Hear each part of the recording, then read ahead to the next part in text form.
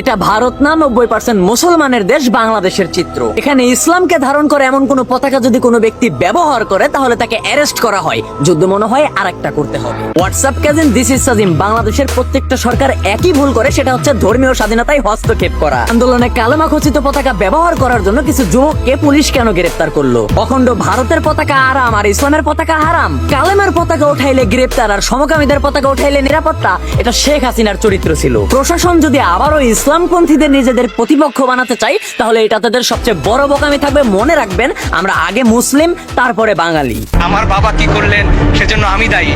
সারা আপা, তার বাবা ডক্টর কামাল হোসেন। তিনি সমকামীদের পক্ষে কথা বলেছেন। আসলে আমরা বারবার মানুষ চিনতেই ভুল করি। কেউ যদি মনে করে ট্রান্সজেন্ডার হওয়া যায় তাহলে সে কাফের হয়ে যাবে, যে এটার প্রস্তাব দেবে সেও কাফের হয়ে যাবে, যে এটার আইন পাশ করবে সেও কাফের হয়ে যাবে, যে এটা ধারণ করবে সেও কাফের হয়ে যাবে। মঞ্জুর আল মাতিন যে একথা বলবেন সেটা আমি কখনো ভাবতেই পারিনি। তার বাবা যদি সমকামী হতো তাহলে তার জন্মই হতো না। I have a penis and I am a woman.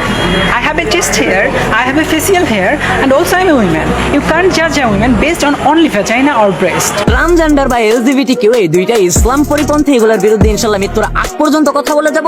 যারা এটার প্রমোট করে তাদের জন্ম নিয়ে আমি সন্দেহ করি। আমি মতিন স্যারকে বলবো আপনি কমে লুতের ইতিহাস পড়েন, ইনশাআল্লাহ আল্লাহ তাআলা আপনাকে হেদায়েত দান করবেন। আমিন। আসসালামু আলাইকুম ওয়া রাহমাতুল্লাহ।